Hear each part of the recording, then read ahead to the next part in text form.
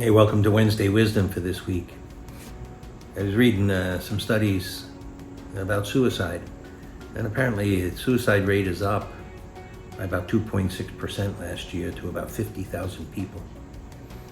And the ones that are studying this say, most of them are real deaths of despair, where people have kind of despaired in their life and they're depressed and they're down.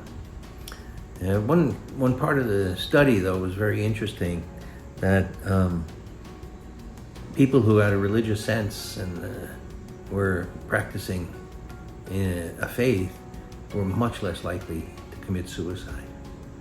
And so there's this inverse relationship between religiosity and authentic faith and kind of being atheistic or agnostic.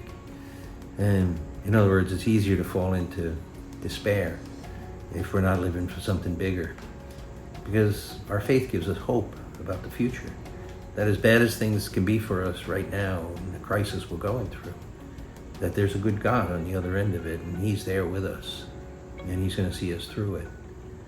And sometimes we think of, or at least the culture tries to get us to think of atheism as freedom, as a freedom from God and His oppressive laws and commandments. But really, it's just the opposite, because when we throw off God and we pretend He doesn't exist, then we're just left with ourselves in this world, which is often unfair and cruel and unjust.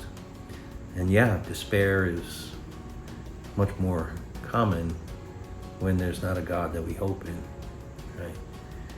I think the atheist philosopher Jean-Paul Sartre said the only true philosophical question is suicide. Why not?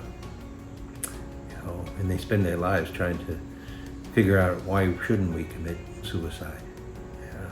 But when there's a good God who created us, who called us to eternal life, He's the one that's going to see us through the storms.